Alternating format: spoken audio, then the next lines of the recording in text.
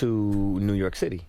And I lived with Sean Puffy Combs for a year. It was curious. I got a chance to see some things. It was pretty wild. Usher's past comments on Diddy now going viral. These are places that a 13-year-old probably should not be. In the wake of his former mentor's federal house raids. I met Puffy a long time ago, around, 92.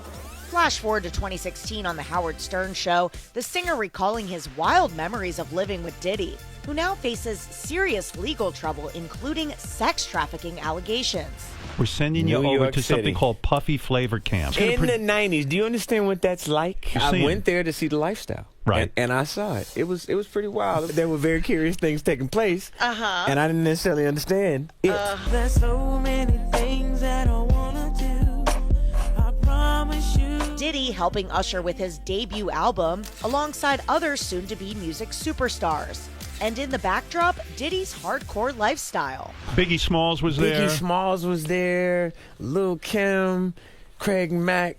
All these people are hanging around. Yeah, man. Faith Evans, Jodeci, Mary J. Blige. They didn't know nothing about this. Hello family, welcome back to another episode of Journey to Harmony. My name is Richard Harmon, I'm your host. Before we get started, I want to make a correction. In my last video about Diddy, I said that his sons had been arrested and he himself was on the run.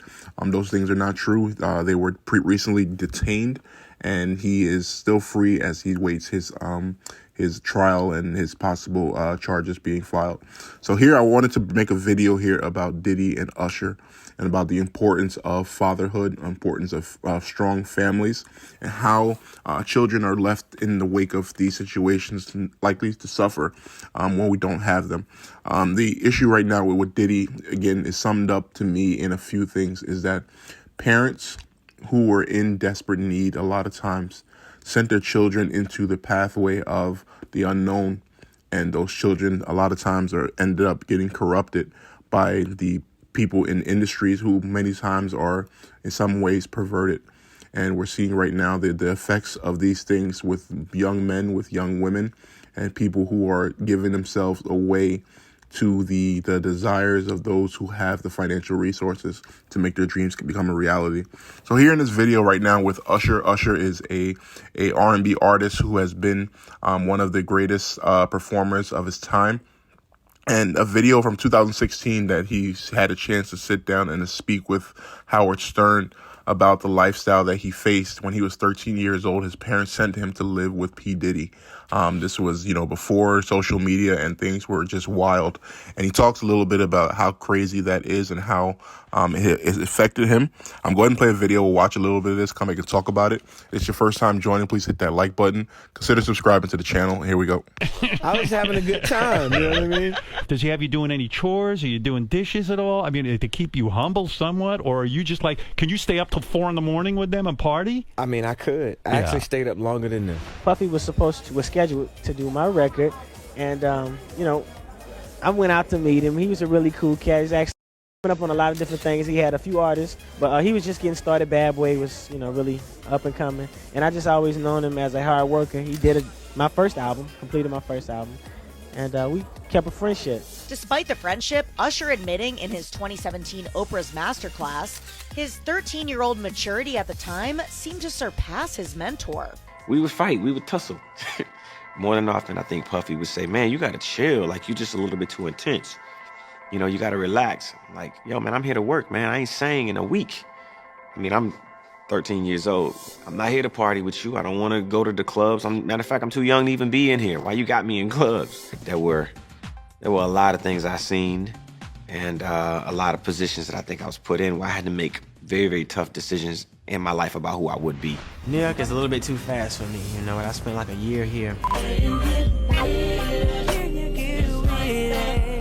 Meanwhile, Usher has yet to address Diddy's legal troubles. But back in his resurfaced interview, the father of 4 did tell shock jock Stern this. Do you have money? What's going on? I mean, I had like per diem. Yeah. I had like, what like a a living. life. Yeah, it's pretty crazy. You're a dad now. Would you ever send your kid to Puffy camp?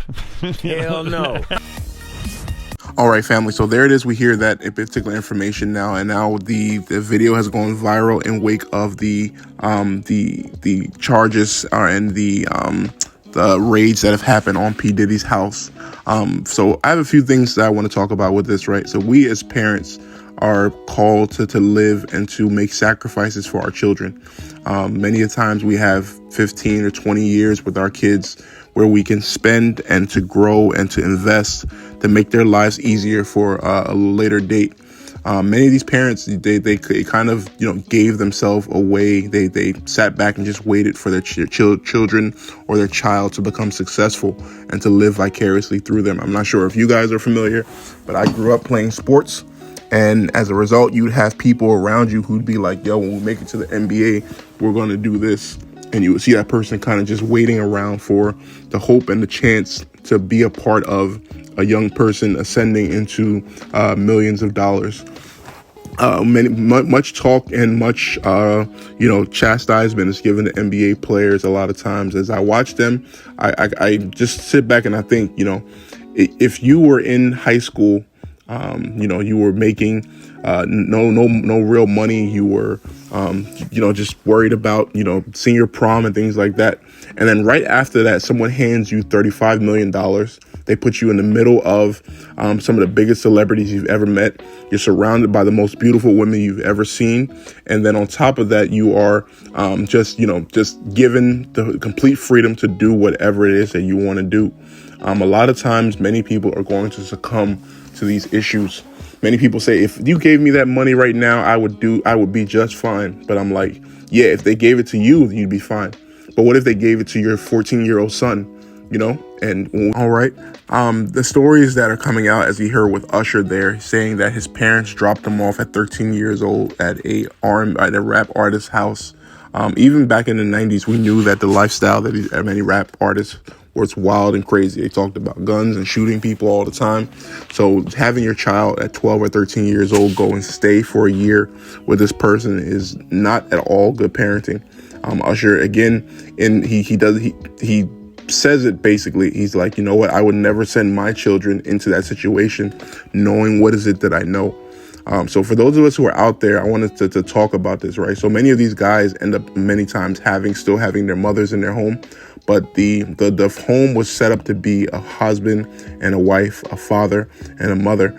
This is the opportunity that we receive, whether you believe in biblical teachings, but two are better than one. And having two incomes to support children, having two people to deal with the ups and downs of life is something that helps to balance. And, we grow up in a society right now where almost 70% of African American children are born into single parent homes. Then from there, the parent has to toss their child into daycare with people that they don't know and, place them in this space all day long. They go ahead and they spend doubles and triples at work. From there, the child is just left to themselves, watching television a lot of times and just growing on their own in the way it was supposed to be. You're supposed to have the two parents at the home. One person may go to work, one person may stay home. After work, you have two people who are able to focus on the needs of the child. But this isn't the case as we're seeing right now. And Diddy and others like him, the other people who are in Hollywood, we hear about the Nickelodeon and things like that. There are people who are natural predators that are taking advantage of the lack of productivity that we as parents are showing.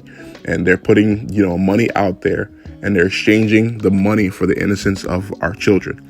If we're going to be the parents that we're called to be, if we're going to be the fathers and the mothers, and we're going to be able to turn a different tide than what is it that we're seeing right now, we have to be able to make sacrifices. We have to be able to strive and to hit the goals of which it is that we see.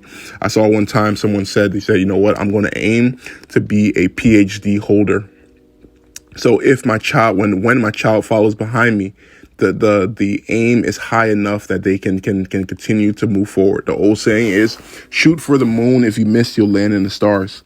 And again, if you are aiming for something high and your child misses, he ends up a lot of times just in the same space of where it is that most of society is. But if you aim for the middle or the bottom and you miss, your child ends up, in situations of which you would never hope that they will arrive in.